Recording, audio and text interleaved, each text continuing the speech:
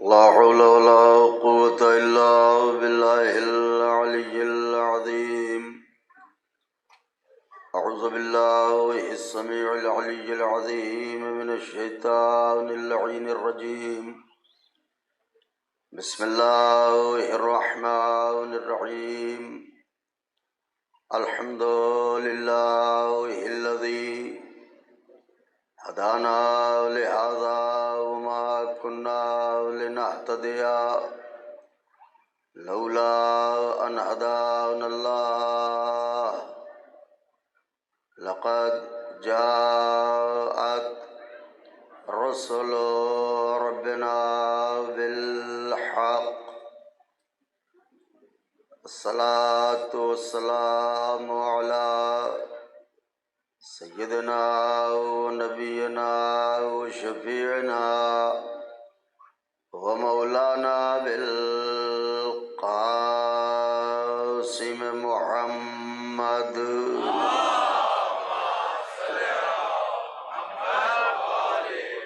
وأهل بيته الطيبين الطاهرين المعصومين المظلومين المنتخبين الذين ذهب الله عنهم الرجس أهل البيت ويطهركم تطهيرا.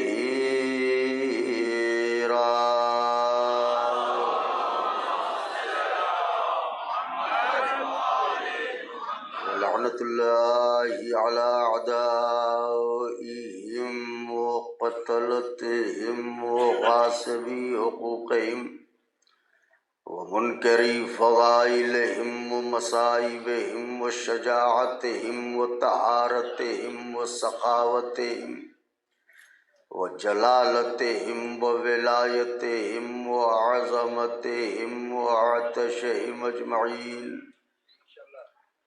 من ليلنا هذه إلى قيام يوم الدين. أما بعد فقد قال رسول الله صلى الله عليه وآله وسلم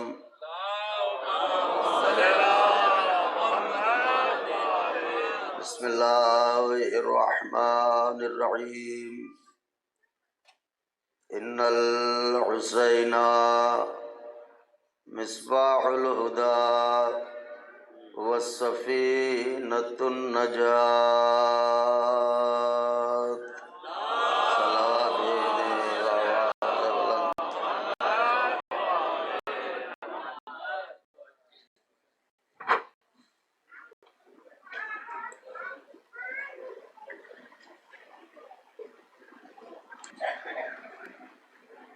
بزرگان مذہب و ملت، برادران ایمانی، کرم ہے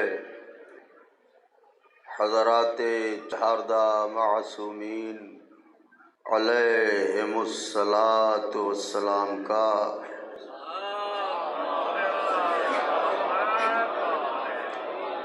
اور خصوصی صدقہ ہے شہزادی کونین بنت جناب رسول الثقلین مادر حسنین صدیقہ طاہرہ راضیہ مرضیہ بطول عذرا حورین سیاہ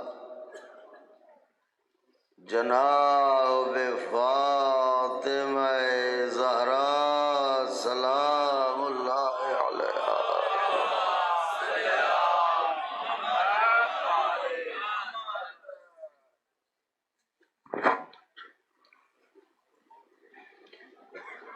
بی بی سلام اللہ علیہا کی نعلین پاک سے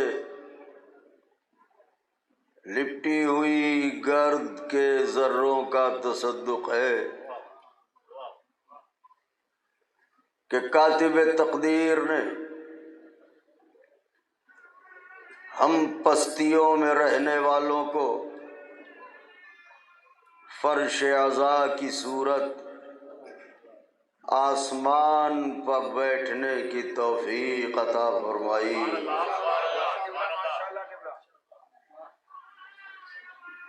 اس کا لاکھ لاکھ شکر ہے کہ اس نے عزا خانوں میں ہم جیسوں کو بلا کے جنت کی آب و ہوا سے آشنا کرایا۔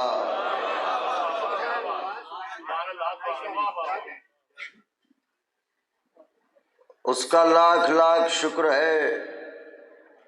فقرہ صرف کر رہا ہوں، اہل دل بیٹھے ہیں، ضرور مجھے سے جارو کشے دہلیز حسین کا حوصلہ بڑھائیں گے۔ اس کا لاکھ لاکھ شکر ہے کہ اس نے محشر میں جب ساری دنیا کنگال کھڑی ہوگی آنسوؤں کی دولت دے کے ہمیں مالا مال فرمایا۔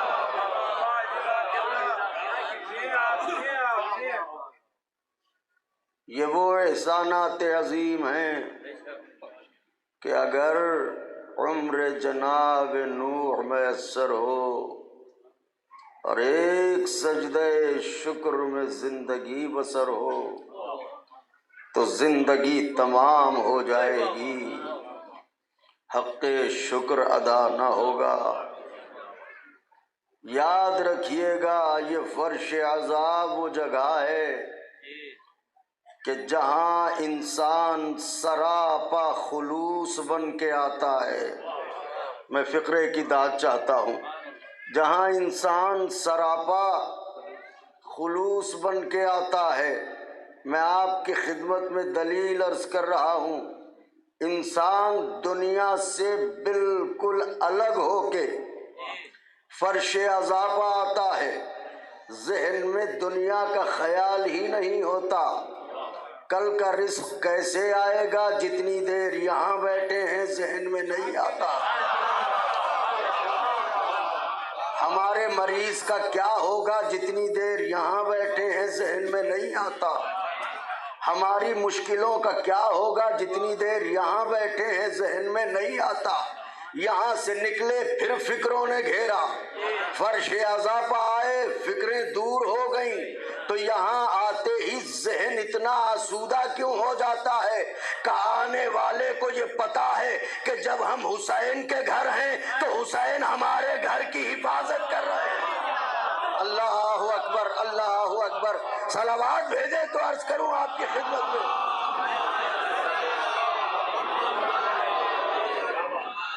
ہم فرش عزا پہ آ گئے، اب حسین ہمارے مسائل کو دیکھ رہے ہیں، وہی ہماری مشکلوں کو حل کریں گے، وہی ہماری مشکلوں کو آسان فرمائیں گے۔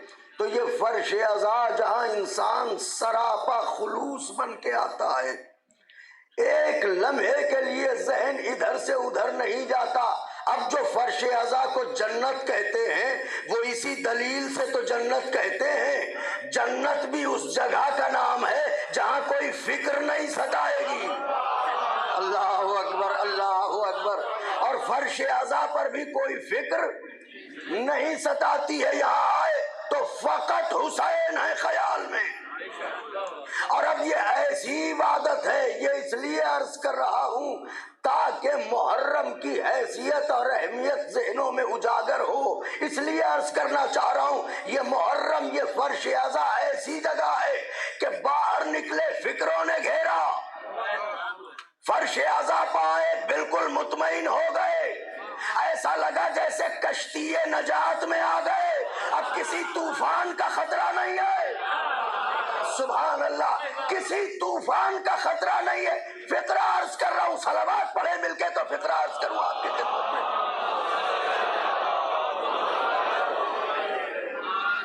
فرش عزا پہ آنے والوں کی اہمیت کیا ہے؟ دیکھیں انسان فطری طور پر غرض مند واقع ہوا ہے۔ اب بزرگوں سے یہاں دعائیں چاہتا ہوں، فطری طور پر انسان غرض مند واقع ہوا ہے، ہر امر میں اپنا فائدہ دیکھتا ہے، ہر امر میں اپنا فائدہ دیکھتا ہے۔ بہرحال ائمہ علیہ السلام نے زندگی کے فائدے کے لیے دعائیں تعلیم کی ہیں، ارشادات ان کے موجود ہیں، یہ پریشانی ہے تو یہ دعا پڑھیے، یہ پریشانی ہے تو یہ دعا پڑھیے، یہ مصیبت ہے تو یہ دعا پڑھیے۔ تو انسان دعائیں بھی وہ پڑھنا چاہتا ہے جس میں اس کی دنیا سنور رہی ہو۔ تمام عالم اسلام سے بلا تفریق مذہب و ملت یہ پوچھئے کہ یہ بتاؤ روزہ کیوں رکھتے ہو؟ کہ اس لیے کہ تاکہ فائدہ ملے۔ حج پر کیوں جاتے ہو؟ تاکہ فائدہ پہنچے۔ مصلی پر کیوں آتے ہو؟ تاکہ فائدہ پہنچے۔ یعنی جہاں بھی بندہ جاتا ہے چونکہ فطرت میں فائدہ ہے کہ بغیر فائدے کے عمل نہیں کریں گے، اس لیے کوئی عمل انجام نہیں دیتا جب تک فائدہ نظر نہ آئے۔ فائدوں کو اپنی فطرت میں رکھنے والا بشر جب فرش اضافہ آتا ہے تو ایسا لگتا ہے جیسے فرشتہ ہو گیا۔ میں کچھ کہہ رہا ہوں، آپ نے غور ہی نہیں کیا۔ فرش اضافہ آئے، 1 گھنٹے بیٹھے، 2 گھنٹے بیٹھے، کیا گھر سے یہ سوچ کے چلے تھے چلو آج ماتم کریں گے تاکہ یہ فائدہ ہو جائے، آج گریا کریں گے تاکہ یہ فائدہ ہو جائے؟ گھر سے صرف یہ سوچ کے نکلے مجلس میں چلو تاکہ زہرا راضی ہو جائے۔ اللہ اکبر، اللہ اکبر۔ یا فرش اعضا پر چلو تاکہ بطول راضی ہو جائے۔ آنسو اس لیے نہیں بہایا کہ جنت مل جائے، آنسو اس لیے نہیں بہایا کہ نجات مل جائے۔ اللہ اکبر۔ پھر بات صرف اتنی ہے کہ جس طرح میرے مولا نے فرمایا تھا دعائیں چاہتا ہوں، جس طرح میرے مولا نے فرمایا تھا پروردگار میں تجھے سجدہ نہ خوف دوزخ میں کرتا ہوں نہ شوق جنت میں کرتا ہوں، اس لیے سجدہ کرتا ہوں کہ تو لائق سجدہ ہے۔ اللہ اکبر۔ یار سجدہ اس لیے کرتا ہوں کہ تو لائق سجدہ ہے، اسی طرح میرے حسین تیرا محرم نہ خوف دوزخ میں کرتے ہیں نہ شوق جنت میں کرتے ہیں، اس لیے روتے ہیں کہ تو مظلوم ہے۔ کچھ کہہ رہا ہوں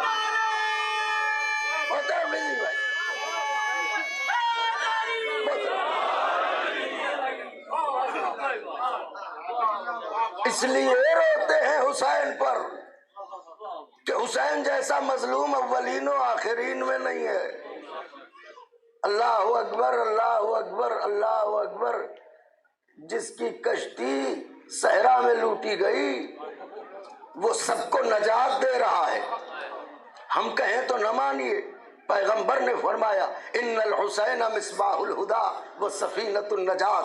اب اگر آپ ذہنی طور پر مرتبط ہو گئے ہوں تو آغاز کروں بات کا۔ نعرہ حیدری! دیکھیے کلیہ یہ ہے اس کائنات کا کہ نجات کی ضرورت سب کو ہے، لیکن اب پھر آپ کے آقا کا ایک فرمان سنا دوں، اسے لکھیے گا دل پہ۔ میرے مولا نے فرمایا، ارشاد فرماتے ہیں کہ عجیب ہے انسان، موت یقینی ہے اس کی فکر کرتا ہے، نجات یقینی نہیں ہے اس کی فکر نہیں کرتا۔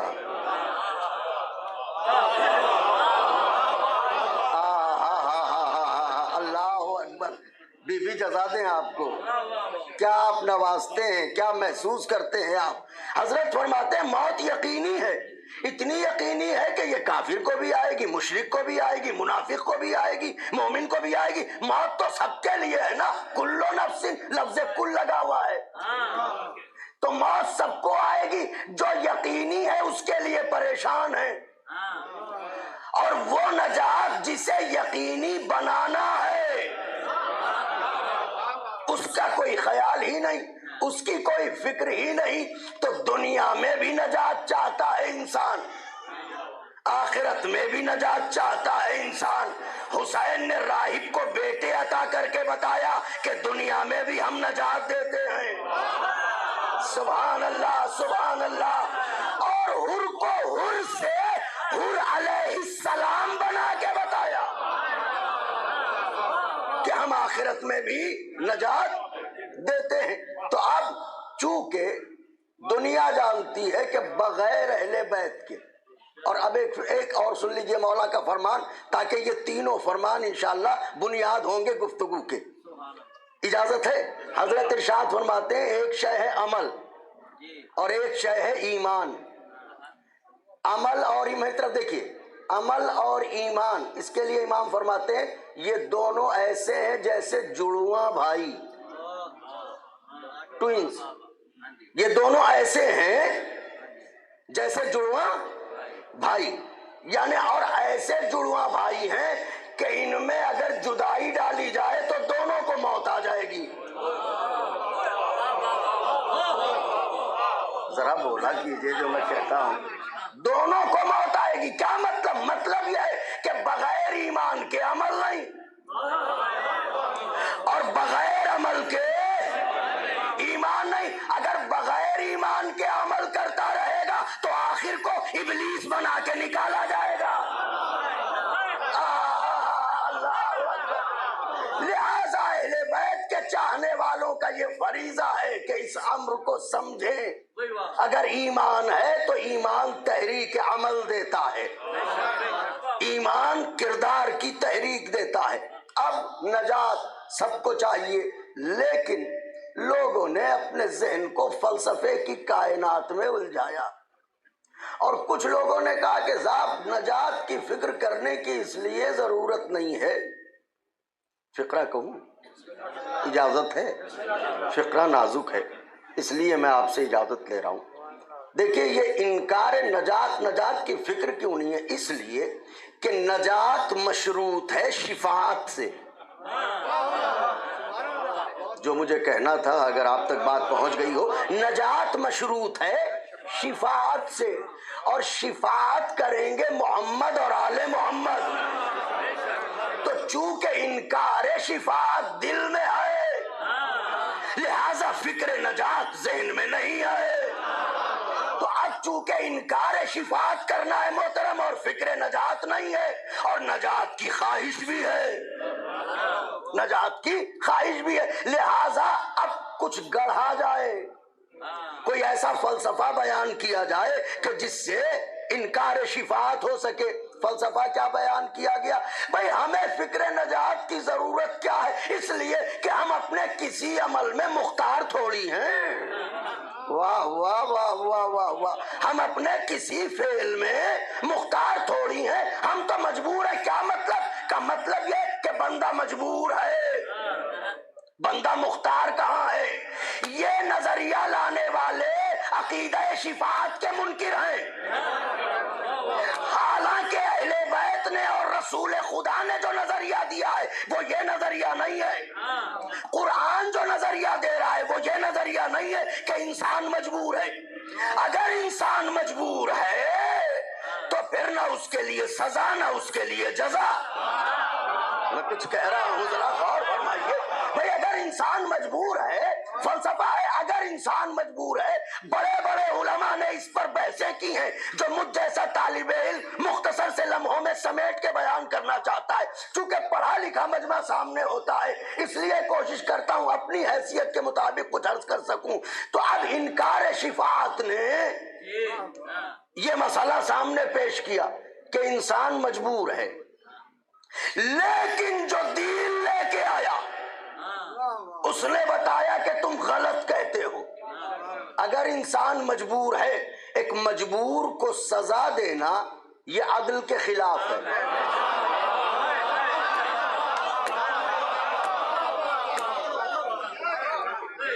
مثال کے طور پر نماز فجر کے وقت سونا اس کی مجبوری ہے،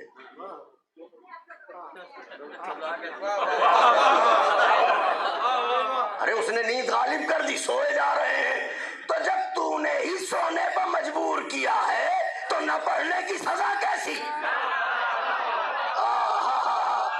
اللہ اکبر، اللہ اکبر۔ ایک صاحب ہے جن سے بھوک برداشت نہیں ہوتی، انہیں ہر 2 گھنٹے 4 گھنٹے کے بعد 2-4 روٹیاں کھانی ہے۔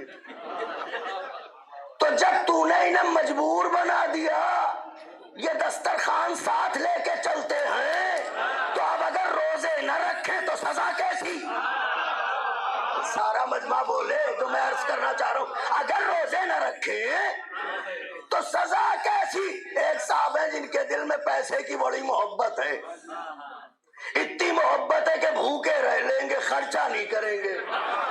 ہائے ہائے ہائے ہائے، اللہ اکبر، اللہ اکبر۔ معبود جب ایسی محبت کرنے پر یہ مجبور ہے تو اب اگر کار خیر نہ کرے تو سزا کیسی؟ اس لیے کہ یہ تو مجبور ہے، تو یہ سزا کا ملنا بتا رہا ہے کہ انسان مجبور نہیں ہے، مختار ہے۔ لیکن ہم معصوم فرماتے ہیں، قرآن کہتا ہے، یاد رکھنا دنیا والوں، انسان نہ مکمل مجبور ہے نہ مکمل مختار ہے، نہ مکمل مجبور ہے نہ مکمل نجات ذہن میں رکھیے گا، نہ مکمل مختار ہے۔ اب دلیل دیتا ہوں، نوجوان سنیں، میں کہوں نہ مانیے، یہ کوئی سینٹر میں آنے والے عزادار کہیں نہ مانیے، لیکن قرآن کہے جب تو ماننا پڑے گا نا۔ آئیے پڑھیے بسم اللہ الرحمن الرحیم، سورہ دہر، بسم اللہ الرحمن الرحیم۔ هل أتى على الإنسان حين من الدهر لم يكن شيئا مذكورا إنا خلقنا الإنسان من نطفة أمشاج نبتليه فجعلناه سميعا بصيرا إنا هديناه السبيل إما شاكرا وإما كفورا۔ کیا انسان پر ایک ایسا وقت نہیں گزرا کہ جب وہ اس قابل بھی نہ تھا کہ تذکرے میں لایا جائے، ذکر میں لانے کے قابل نہ تھا؟ اس کا مطلب عدم میں تھا، وجود میں نہیں تھا۔ مولا حسین کا واسطہ ہے، عدم میں تھا، وجود میں نہیں تھا۔ جو لوگ دہریوں کا ذہن رکھتے ہیں کہ کوئی خدا نہیں، یہ آیت ان کا جواب ہے۔ ارے بھائی یہ بتاؤ خدا کب سے ہے، یہ چھوڑیے، یہ بتائیے آپ کب سے ہیں؟ مجمع کی توجہ چاہتا ہوں، اہل نظر بیٹھے ہوئے، آپ کب سے ہیں؟ اگر ہمیشہ سے ہیں، علماء کی بحث ہے جو میں دہرا رہا ہوں، اگر ہمیشہ سے ہیں تو کیسے ہیں؟ اور اگر ہمیشہ سے نہیں ہیں تو پھر کس نے پیدا کیا؟ تو جس نے پیدا کیا وہ خالق ہوگا۔ اب انسان کو اس نے پیدا کیا کیسے؟ من نطفۃ امشاج، نطفہ مخلوط سے انسان کو خلات وجود بخشا۔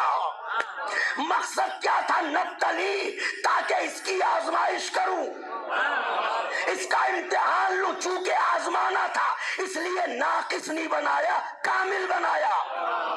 مولا حسین کا واسطہ ہے، ناقص نہیں بنایا، کامل بنایا۔ کیسے کامل بنایا؟ فجعلناہ سمیعم بصیرا، سمیعم بصیرا، سمیعم بصیرا، سنتا ہوا بھی بنایا، دیکھتا ہوا بھی بنایا۔ اس کا مطلب قرآن کے آئین میں نہ اللہ کسی کو بہرا بناتا ہے نہ کسی کو اندھا بناتا ہے، نہ کسی کو بہرا بناتا ہے۔ محترم شوکت صاحب بات کہہ رہا ہوں، غور خاص طور سے سنیے گا۔ اللہ قرآن کے آئین میں نہ کسی کو اندھا بناتا ہے نہ کسی کو بہرا بناتا ہے۔ یہ بغض اہل بیت ہے، لوگ اندھے ہو جاتے ہیں، بہرے بن جاتے ہیں۔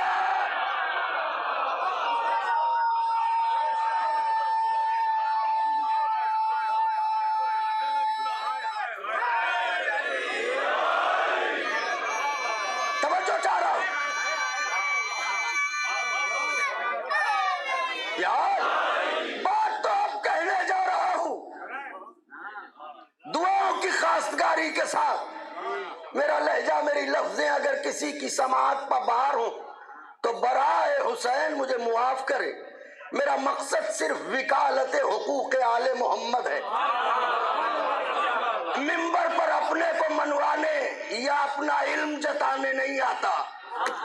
علم ہو تو جتاؤں، میں تو ایک ادنا سا طالب علم ہوں، کبھی دعویٰ علم نہیں۔ اس لیے کہ ہم نے تاریخ میں دیکھا ہے علی کے علاوہ جس نے بھی علم کا دعویٰ کیا رسوا ضرور ہوا۔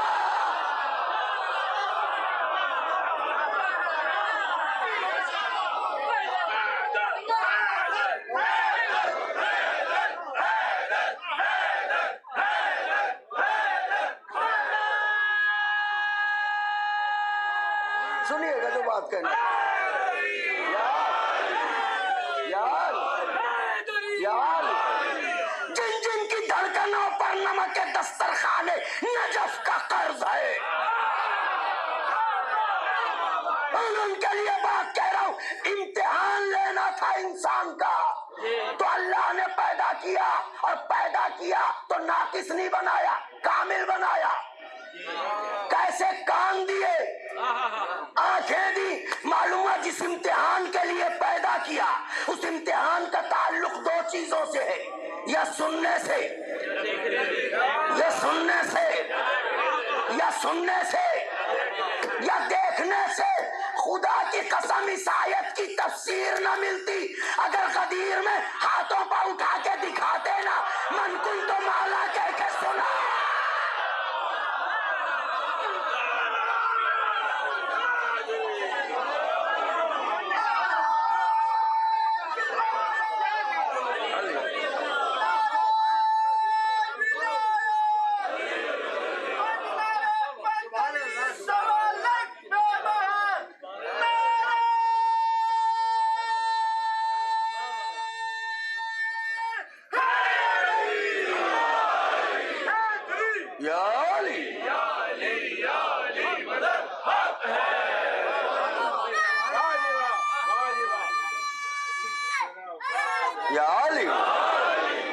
اجازت ہے محترم شوکت بھائی، اجازت ہے دو شعر پڑھوں؟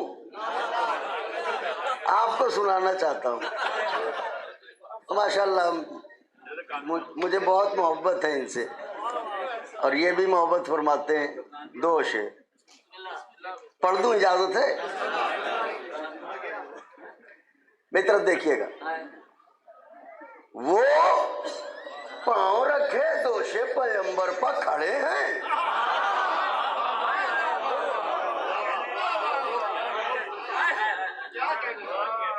وہ مصرع پڑھنے جا رہا ہوں، دلوں کے دروازے کھول لیجئے۔ وہ پاؤں رکھے دوشے پیغمبر پر کھڑے ہیں، ارے اللہ کے بعد آج علی سب سے بڑے ہیں۔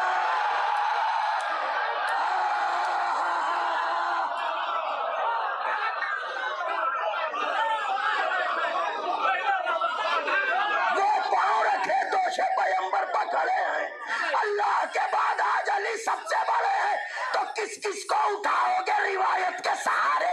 تاریخ کے کوڑے میں بہت لوگ پڑے۔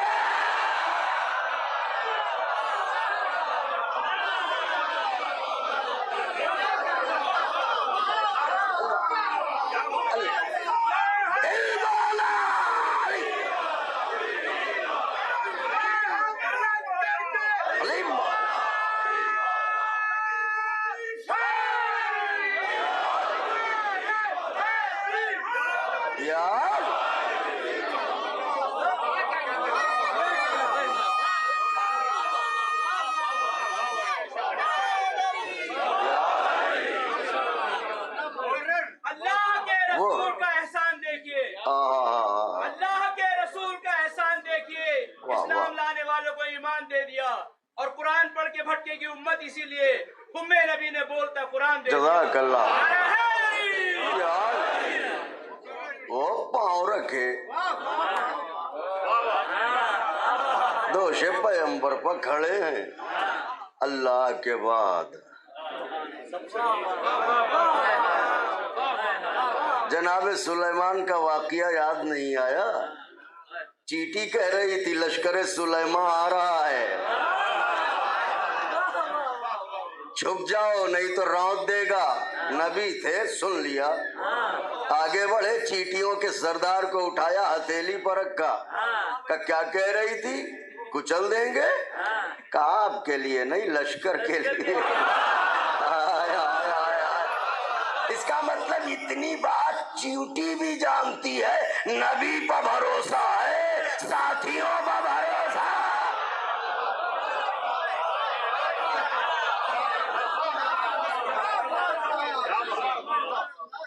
حضرات نے فرمایا اچھا یہ تو بتا ایسے لہجے میں بات کر رہی ہے، یہ بتا اس وقت بڑا کون ہے، میں یا تو؟ کا پوچھ ہی لیا ہے نبی اللہ تو گستاخی معاف ہو، اس وقت بظاہر تو میں ہی بڑی ہوں۔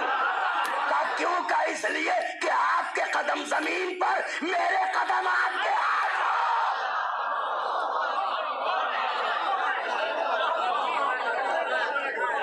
سب کا سنا ہوا ہے واقعہ، کوئی نئی بات نہیں عرض کر رہا ہوں، اور کوشش یہ کرتا ہوں کہ ہمارے بزرگوں نے جو راہ بنائی ہے ہم اسی راہ پر چلتے رہیں۔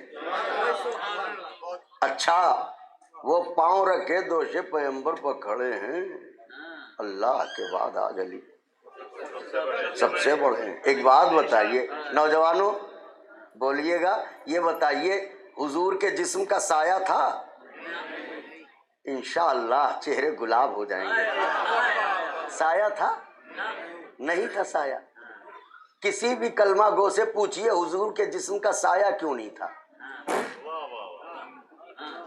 کسی بھی کلمہ گو سے پوچھئے کہ حضور کے جسم کا سایہ کیوں نہیں تھا، تو ہر کلمہ گو یہی، ہم سے پوچھا جائے تو ہم تو کہتے ہیں نور تھے، لیکن عام لوگوں سے پوچھا جائے تو یہ کہتے ہیں سایہ اس لیے نہیں تھا کہ اگر سایہ ہوتا تو وہ زمین پر پڑتا،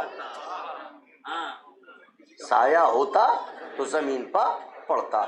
اچھا دن کے طلوع و غروب کی بنیاد پر کبھی سایہ آگے چلتا ہے کبھی سایہ پیچھے چلتا ہے، تو جب غروب کے وقت سرکار چل رہے ہوتے یا طلوع کے ساتھ چل رہے ہوتے سرکار، تو کبھی ایسا ہوتا سایہ آگے، کبھی ایسا ہوتا سایہ پیچھے۔ اصحاب بڑے پاکیزہ اصحاب تھے مگر نبی کے پیچھے پیچھے چلتے تھے، تو جب سایہ پیچھے پڑتا ہو سکتا ہے بے خیالی میں کسی کے قدم سائے پر پڑ جاتے۔ یہ توہین نبوت ہوتی کہ نبی کے جسم کے سائے پر کسی صحابی کے پاؤں پڑ جائیں۔ صحابیت اور اہل بیت کے فرق کو سمجھ لیجئے، جس کے قدم سائے پر بھی نہ پڑنے پائیں اسے صحابیت کہتے ہیں، جس کے قدم دوش پیغمبر پائے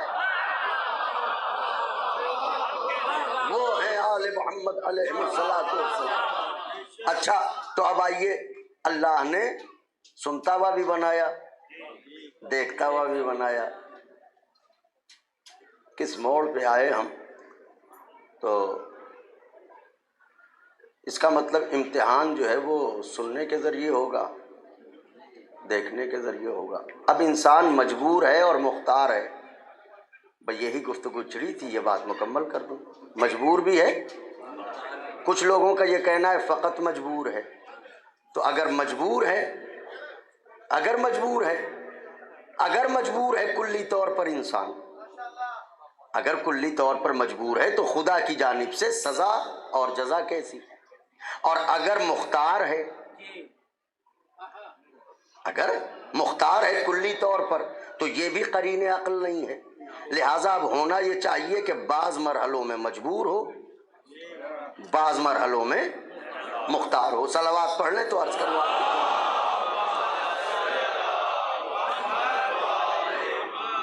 بعض مرحلوں میں مجبور ہو، بعض مرحلوں میں مختار ہو۔ اب کیا ہے دیکھیے گا میری طرف، اللہ نے آنکھیں دیں، تو جب آنکھیں اللہ نے عطا کی سننے کی یعنی دیکھنے کی قوت عطا کی، تو اب آنکھیں مجبور کتنی ہیں؟ مجبور یہ ہیں، میری طرف دیکھیے گا، مجبور کہاں بنایا بندے کو؟ مجبور یہاں بنایا کہ اگر سفید رنگ ہے تو آنکھیں سفید ہی دیکھیں گی، اگر سرخ رنگ ہے تو سرخی دیکھیں گی، کالا رنگ ہے تو کالا ہی دیکھیں گی، جو رنگ ہے وہی دیکھیں گی۔ تلاوت کی آواز آ رہی ہے تو کان تلاوت ہی سنیں گے، گفتگو کی آواز آ رہی ہے تو کان گفتگو ہی سنیں گے۔ تو یہ اللہ نے مجبور کیا، آنکھ ویسا ہی دیکھے گی جیسا ہے۔ اب مختار کہاں بنایا؟ کہ دیکھو رنگ ویسا ہی دیکھو گے جیسا ہے، یہاں کہاں مجبور بنایا؟ مختار یہ بنایا کہ تمہیں اختیار ہے، چاہے جائز دیکھو چاہے ناجائز دیکھو۔ کانوں کا فلسفہ ہے چاہے جائز سنو چاہے ناجائز سنو۔ آنکھوں کا فلسفہ ہے چاہے حلال دیکھو چاہے حرام دیکھو۔ یہ ہے کلیہ۔ اس کا مطلب یہ کہ انسان کلی طور پر نہ مجبور ہے نہ مختار ہے۔ امام سے پوچھا گیا مولا انسان کتنا مجبور ہے، انسان کتنا مختار ہے؟ امام نے فرمایا اپنا ایک پاؤں اٹھا۔ اس نے ایک پاؤں اٹھا لیا، حضرت نے ارشاد فرمایا دوسرا بھی اٹھا۔ اس نے کہا آقا اب تو میں گر جاؤں گا۔ کہا بس سمجھ لے انسان بعض امور میں مجبور ہے، بعض امور میں مختار ہے۔ تو ہم مختار کاہے کو بنایا؟ یہ اختیار ہے کہ چاہے حلال دیکھیں چاہے حرام دیکھیں، اور اسی بنیاد پر جزا بھی ہے، اسی بنیاد پر۔ تو اب یہ کیسے پتا چلے کہ حلال کیا ہے حرام کیا ہے؟ دستے ادب جوڑ کے عرض کر رہا ہوں، یہ کیسے پتا چلے کہ حلال کیا ہے حرام کیا ہے؟ معصوم فرماتے ہیں سلام ہو امام پر، امام موسیٰ ابن جعفر علیہ السلام، حضرت ارشاد فرماتے ہیں کہ اللہ نے سب سے پہلے میرے جد کے نور کو خلق کیا، پیغمبر اسلام کو، اور ان کے انوار سے ان کے نور سے مجھے خلق کیا، یعنی نور محمد سے باقی ائمہ خلق ہوئے۔ اس کے بعد ارشاد فرماتے ہیں کہ سنو حلال کیا ہے حرام کیا ہے۔ جن جن چیزوں کو ہم پسند کرتے گئے اللہ انہیں حلال کرتا گیا۔ اگر میرے آقا کے چاہنے والے توجہ فرماتے، اور جن جن چیزوں کو ہم ناپسند کرتے گئے اللہ انہیں حرام کرتا گیا، تو جو چیزیں انہیں پسند اللہ نے انہیں حلال کیا، جو انہیں ناپسند اللہ نے انہیں حرام کیا۔ اب اگر اہل بیت سے محبت کا دعویٰ ہے تو حرام کے قریب جانے سے پہلے یہ سوچ لے یہ اہل بیت نے ناپسند کیا ہے۔ اللہ اکبر اللہ اکبر اللہ اکبر۔ لہذا ہماری زندگی کا اصول یہ ہونا چاہیے کہ جو انہوں نے پسند کیا اسے ہم پسند کریں، اور جو انہوں نے پسند نہیں کیا وہ ہم پسند نہ کریں۔ آپ نے غور فرمایا؟ اب یہ حرام کی طرف اکساتا کون ہے؟ آخری بات عرض کر رہا ہوں، حرام کی طرف اکساتا کون ہے؟ یہ ہے ابلیس، یہ ہے شیطان، یہ وسوسہ دیتا ہے۔ قرآن مجید میں پورا سلسلہ موجود ہے، پورا واقعہ موجود ہے، یہ اکساتا ہے انسان کو برے کاموں کے لیے، حرام کاموں کے لیے، یہ ایسے انجام دو، یہ ایسے انجام دو، یہ ایسے انجام دو، اور انسان اس وسوسے کی ڈگر پر چلنے لگتا ہے۔ بس جب اس وسوسے کی ڈگر پر چلتا ہے تو پریشان ہو جاتا ہے اور حرام کاموں کی طرف چلا جاتا ہے۔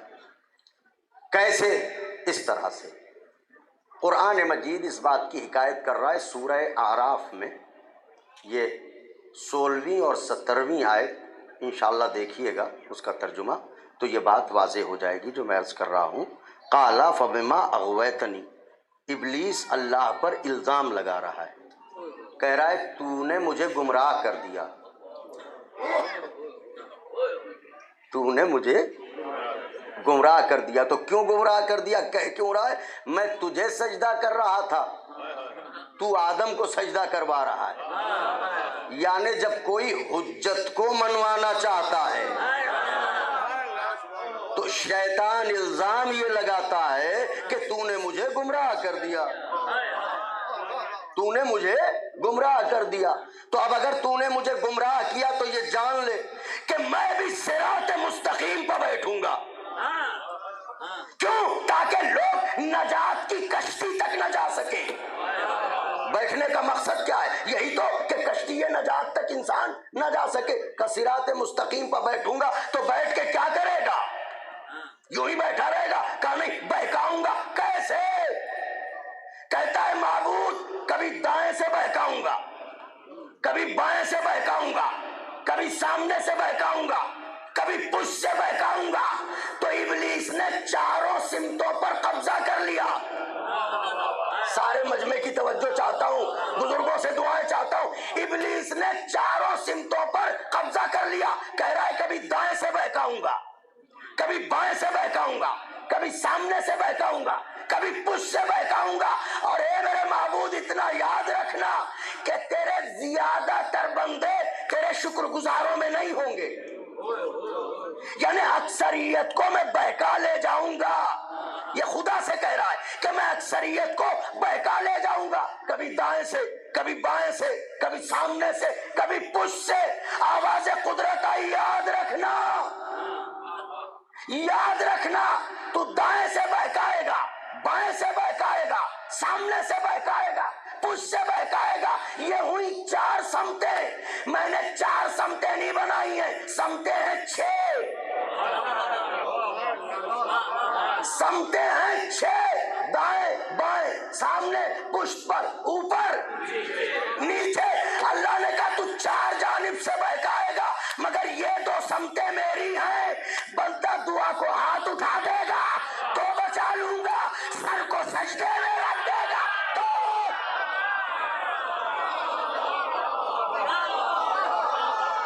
اللہ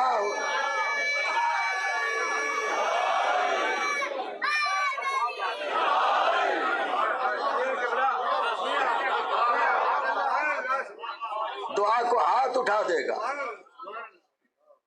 تو بچا لوں گا, سر کو سجدے میں رکھ دے گا تو بچا لوں گا. اور سجدے بھی ہر رکعت میں 2 رکھے. اہل بیت اطہار علیہم السلام سے قربت کے بعد ایسی کون سی گتھی ہے جو سلجھتی نہیں ہے. سجدے 2 رکھے ہر رکعت میں, 1 ہی رکھ دیتا. 2 کیوں رکھے کوئی نہیں بتا سکتا تھا سوائے ان کے جو سجدوں کی آبرو ہیں. جب مولا سے پوچھا گیا کہ ہر رکعت میں 2 سجدے کیوں ہیں, حضرت نے ارشاد فرمایا پہلا سجدہ اس بات کی طرف توجہ دلاتا ہے کہ ہم اسی مٹی سے بنے ہیں, اور دوسرا سجدہ اس بات کی طرف توجہ دلاتا ہے کہ آخر کو اسی مٹی میں جانا ہے. تو کہیے تو فقرہ عرض کروں, یہ مختصر سی زندگی جس میں ہم لڑتے ہیں, جھگڑتے ہیں, غیبت کرتے ہیں, ایک دوسرے سے حسد رکھتے ہیں, نفرت کرتے ہیں, اس مختصر سی زندگی کا سفر جانتے ہیں کیا ہے؟ مٹی سے مٹی تک.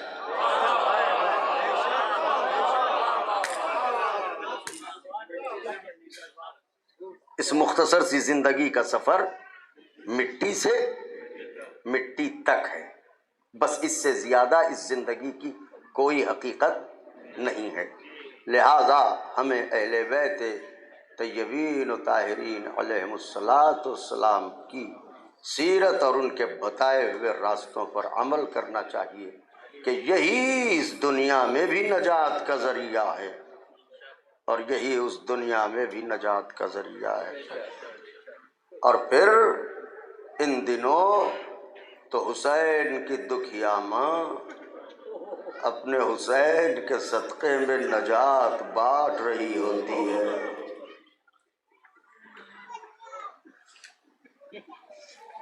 آپ بھی اولاد والے ہیں, آپ اپنے بیٹے کی شادی کریں, ولیمے میں ہزاروں لوگ آئیں مگر یاد نہیں رہتے کون آیا تھا کون نہیں آیا تھا. لیکن خدا نہ کرے کسی بوڑھے باپ کا جوان بیٹا مر جائے اور اگر کوئی پرسے کو آ گیا ہے تو وہ زندگی بھر بھولتا نہیں ہے.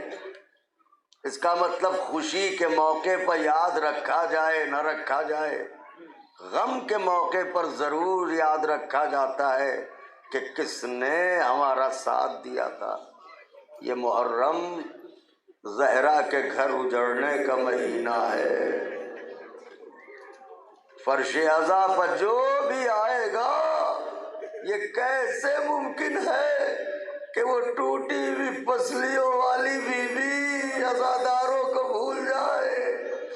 اسی لیے تو زہرا نے کہا روز محشر در جنت پر بالوں کو پریشان کر کے کھڑی ہو جاؤں گی جب تک میرے حسین کے چاہنے والے داخل بہشت نہ ہو جائیں۔ اللہ اکبر، بلند ہو گئیں آوازیں، خدا کسی غم میں نہ رلائے سوائے غم مظلوم کربلا کے، آج چوتھی محرم ہو گئی۔ کلیجے پھٹ رہے ہیں، دل اداس ہیں، کتنی تیزی سے دن گزر رہے ہیں احساس بھی نہیں ہو پا رہا ہے، مگر خداوند عالم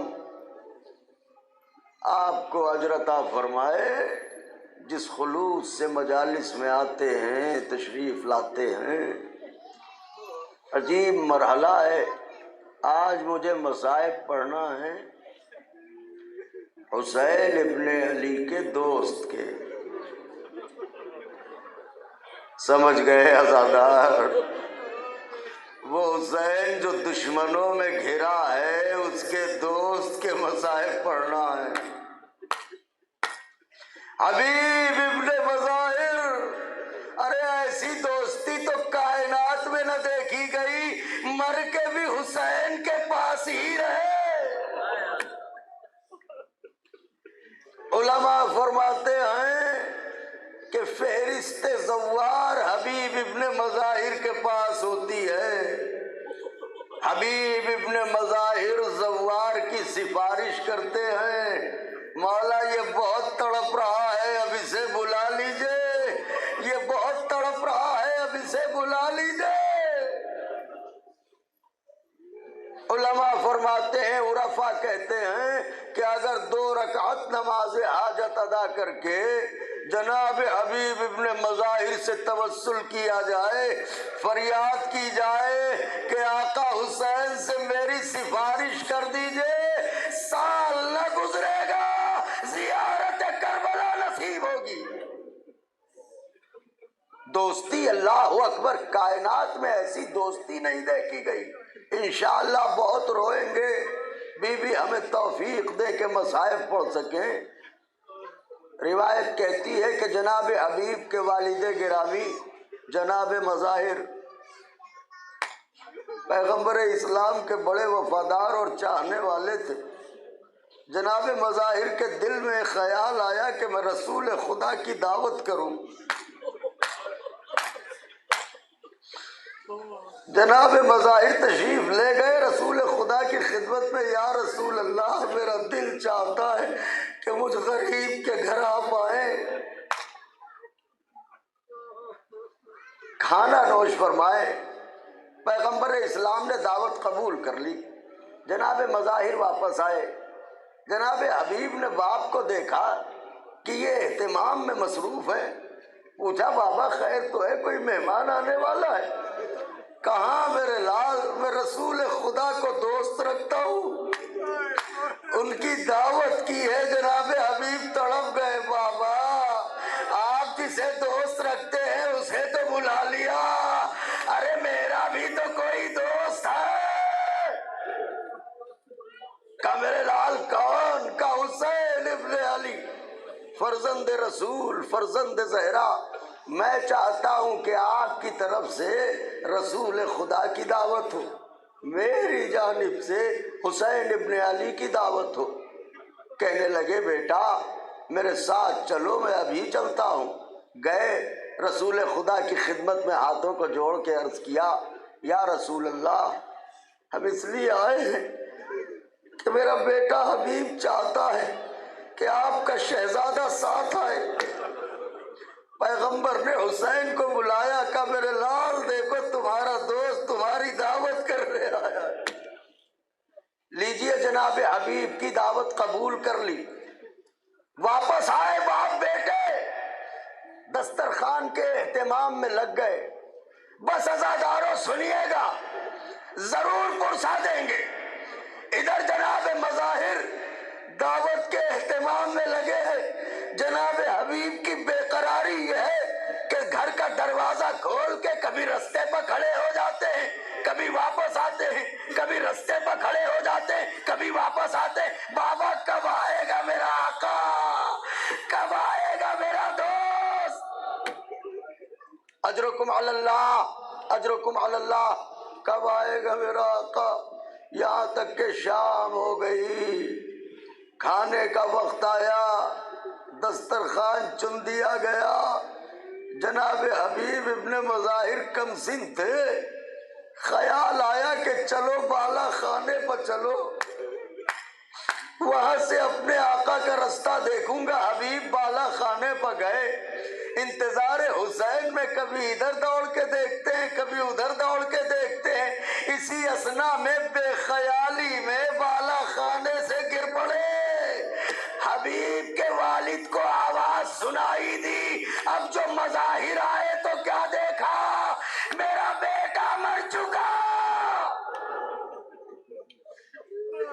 جناب حبیب دنیا سے جا چکے، لیکن اسے کہتے ہیں عشق، اسے کہتے ہیں محبت رسول، اسے کہتے ہیں عشق رسول۔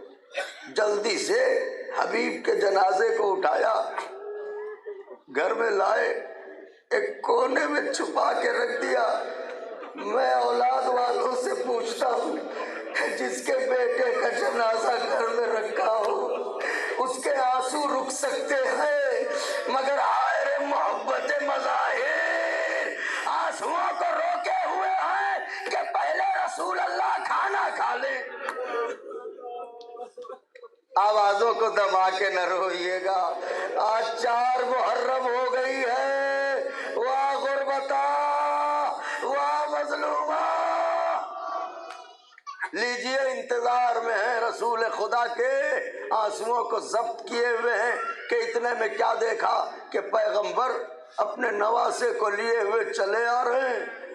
آئے، گھر میں داخل ہوئے، دسترخوان بچھاتا، مظاہر نے ہاتھ جوڑے، عرض کی یا رسول اللہ، اے میرے شہزادے تشریف رکھیے، کھانا تناول فرمائیے۔ پیغمبر اسلام نے حسین کی طرف دیکھا کہ میرے لال بیٹھو کھانا کھاؤ۔ حسین نے دائیں دیکھا، بائیں دیکھا، کہ نانا میں نہیں کھاؤں گا۔ کہ کیوں نہیں کھاؤ گے؟ کہ آپ کا دوست تو موجود ہے، میرا دوست حبیب نہیں ہے۔ مظاہر نے تڑپ کے کہا شہزادے کھانا کھاؤ، وہ آ جائے گا۔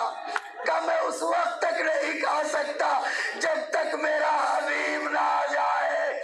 اب مظاہر سے ضبط نہ ہوا، چیخ نکل گئی، شہزادے تمہارا رستہ دیکھتے دیکھتے حبیب بالا خانے سے گر گیا۔ اب حبیب اس دنیا میں نہ رہا، میں کہاں سے حبیب کو لے کے آؤں جو آپ کے ساتھ دسترخوان پر بٹھاؤں؟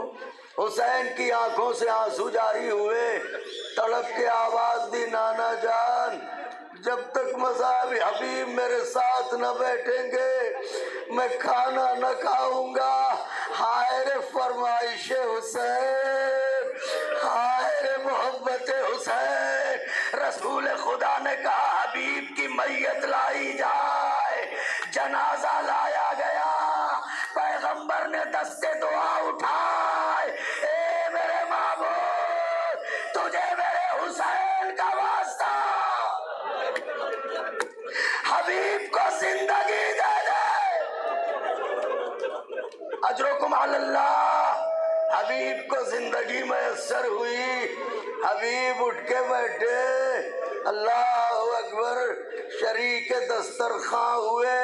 شاید آج ہی حبیب نے طے کر لیا تھا کہ اگر میرے بغیر آپ نے کھانا نہیں کھایا ہے تو میں بھی آپ کو اکیلا پیاسا نہ رہنے دوں گا، میں بھی بھوکا پیاسا۔ اللہ اکبر، حبیب کی زندگی صدقہ حسین۔ لیجئے، حبیب بھی بڑے ہوئے، حسین ابن علی ہے۔ کربلا کا سفر، چلے مدینے سے پہنچے کربلا، روایت کہتی ہے کہ یزید ملعون کا لشکر پے در پے آ رہا ہے، کبھی کوفے سے آ رہا ہے، کبھی شام سے آ رہا ہے، کبھی تیر اندازوں کا دستہ، کبھی نیزہ برداروں کا دستہ، کبھی شمشیر زنوں کا دستہ۔ اطلاعات خیمے میں آ رہی ہیں، اب اتنے ہزار آئے، اب اتنے سو آئے، اب اتنے ہزار آئے۔ ارے حسین کی دکھیا بہن زینب خیمے میں بیٹھے بیٹھے سن رہی ہے، اب اتنا لشکر آیا میرے ماجائے سے لڑنے، اب اتنا لشکر آیا میرے ماجائے سے لڑنے۔ ایک مرتبہ گھبرا کے کہا اماں فضہ ذرا میرے بھیا کو تو بلاؤ۔ اب جو حسین خیمے میں آئے، زینب نے طلب کے کہا ماجائے ارے مسلسل سن رہی ہوں یزید کے طرفدار آ رہے ہیں، کیا آپ کا کوئی اپنا نہیں ہے جسے آپ بھی بلا لیں؟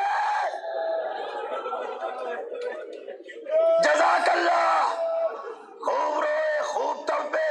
میں بھی مجلساً قریب تمام کرنے جا رہا ہوں، کیا آپ کا کوئی چاہنے والا نہیں ہے جسے آپ بلا لیں؟ حسین نے سر جھکایا، کہاں بیٹا؟ میرا ایک بچپن کا ساتھی ہے حبیب ابن مظاہر کا بھیا، تو اسے ہی بلا لو۔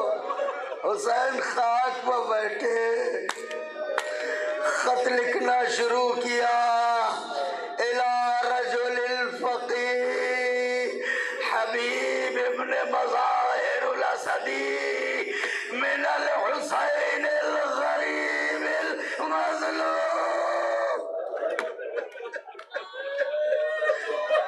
من الحسین الغریب المظلوم۔ یہ خط حبیب ابن مظاہر اسدی کے نام، حسین مظلوم، حسین آوارہ وطن کی طرف سے۔ حبیب انت تعرف قرابتنا من رسول اللہ، اے حبیب تم تو جانتے ہو رسول خدا سے میری کیا قرابت ہے۔ اے حبیب دنیا والوں نے بھلا دیا میری عظمت کو، اے حبیب جیسے ہی میرا خط ملے آ جانا۔ میں دشمنوں میں گھر گیا ہوں، نرغے آدھا میں گھرا ہوں، سوگوارو آپ کی بہنیں ہیں، خدا سلامت رکھے، بی بی کی کنیزوں آپ کے بھائی ہیں، خدا سلامت رکھے۔ حسین نے حبیب کو خط لکھ دیا۔ زینب نے تڑپ کے کہا بھیا خط لکھ دیا؟ کہاں لکھ دیا؟ کیا لکھا؟ حسین نے خط سنایا۔ زینب نے تڑپ کے کہا بھیا ایک جملہ میری طرف سے بھی لکھ دو۔ کیا لکھ دو؟ علی کی بیٹی کہہ رہی ہے حبیب آنے میں دیر نہ کرنا، ایسا نہ ہو زہرا کی کھیتی اجڑ جائے، باغ رسالت۔ اجرکم علی اللہ، اجرکم علی اللہ۔ بی بی جزا دے ان آوازوں پر رحمت نازل فرمائے۔ اے حسین کی دکھیا ماں، آئیے مجلس میں دیکھیے کیسے رو رہے ہیں آپ کے بچے پر۔ حبیب آنے میں دیر نہ کرنا۔ ہٹ گیا کلیجہ، کیا فقرہ ہے، ایسا نہ ہو اماں کا گھر لٹ جائے، آنے میں دیر نہ کرنا۔ حسین نے خط کو بند کیا، نامہ پر چلا۔ حبیب دسترخوان پر بیٹھے تھے، دستور عرب کے مطابق لقمہ گلوگیر ہوا، ہچکی آئی، حبیب سمجھ گئے کوئی آنے والا ہے۔ اتنے میں دروازے پر دق الباب ہوا، حبیب نے کھانا چھوڑا، دروازے پہ آئے، کون؟ کہنے لگا حسین کا قاصد، خط لے کے آیا ہوں۔ جیسے ہی نام حسین سنا بے چین ہو گئے، کہ خط دو۔ خط لیا، آنکھوں سے لگایا، بوسے دیے، خط کو چاک کیا، جیسے ہی دیکھا لکھا ہوا تھا حبیب عالم غربت میں گر گیا ہوں، اے حبیب میری نصرت کو آ جاؤ۔ حبیب کی آنکھوں سے آنسو جاری ہوئے، سر جھکائے ہوئے گھر میں گئے۔ بی بی کی کنیزوں یہ فقرہ آپ کے سننے کا ہے۔ سر جھکا کے بیٹھ گئے۔ زوجہ نے پوچھا کیا ہوا، بولتے کیوں نہیں؟ کہ کیا بتاؤں، حسین غربت میں گرے ہیں، مجھے مدد کو بلایا ہے تو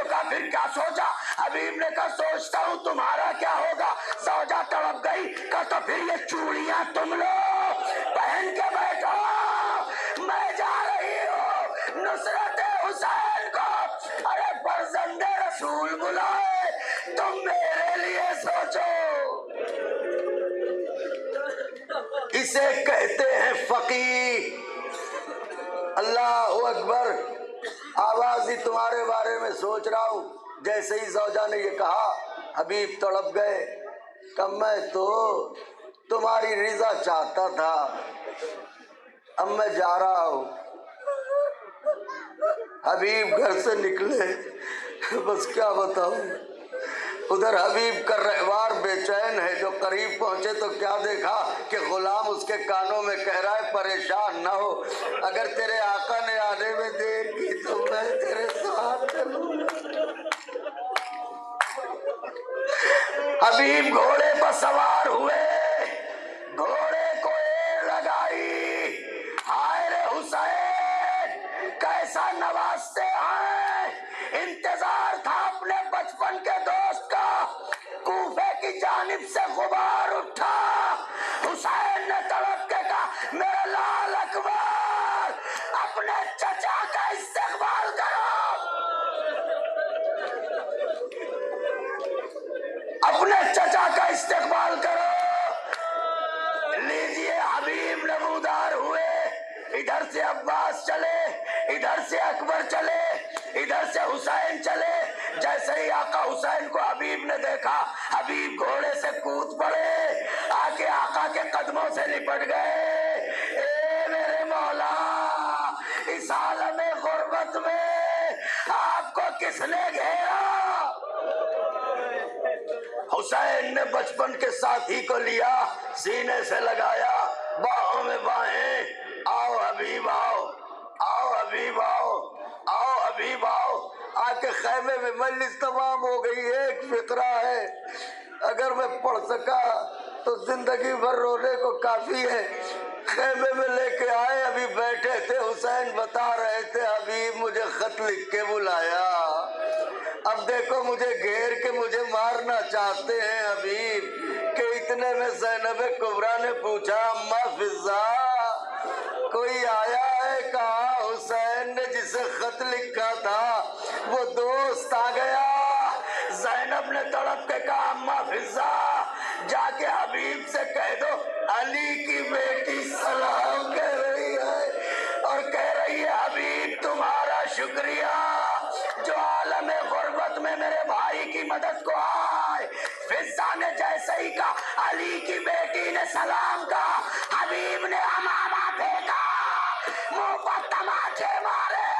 اے میرے معبود اب یہ وقت آ گیا، علی کی بیٹی ہم جیسے خادموں کو سلام۔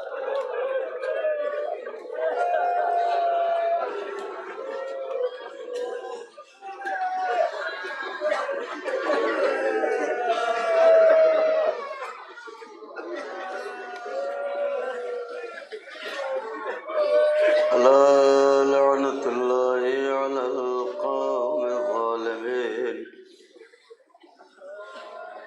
وسيعلم الذين ظلموا أي منقلب ينقلبون اللهم لعن أول ظالم ظلم حق محمد وآل محمد وآخر التابعين له على ذلك اللهم لعن العصابة التي جاهدت الحسين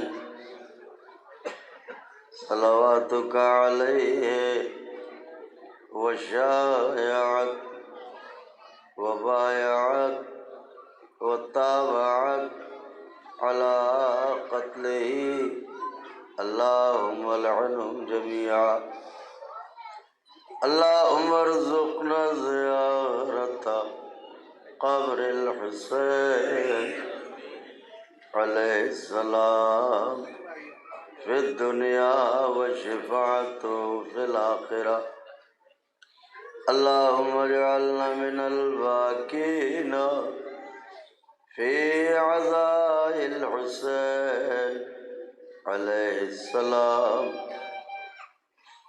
الہی ہماری اس عبادت کو قبول فرما لے، تمام شرکائے مجلس کی جو بھی شرعی حاجت ہو اسے پورا فرما دے، جو جس مصیبت میں گرفتار ہو تجھے حسین غریب کی غریبی کا واسطہ اسے اس مشکل سے نجات دے دے۔ معبود جو مریض ہوں انہیں شفا دے، جن کے پاس گھر نہیں ہیں انہیں گھر عطا کر۔ حالانکہ ہم شرمندہ ہیں پروردگارا کہ جن دنوں حسین لوٹے گئے ان دنوں میں ہم اپنے لیے دعا کر رہے ہیں، مگر ہم جانتے ہیں کہ حسین ہی کا صدقہ یہاں بھی مل رہا ہے اور حسین ہی کا صدقہ وہاں بھی ملنے والا ہے۔ اس لیے تیری بارگاہ میں دعا ہیں، تمام علماء حقہ، شعراء حقہ اور مراجع حقہ کی حفاظت فرما۔ گزارش ہے سورۃ فاتحہ کی جناب سید ظفر کاظمی اور ان کے خانوادے کے تمام مرحومین جن کی جانب سے آج کی مجلس میں ان کی جانب سے شرکت ہے، تو آپ حضرات کی خدمت میں گزارش ہے کہ سورۃ فاتحہ بسم اللہ۔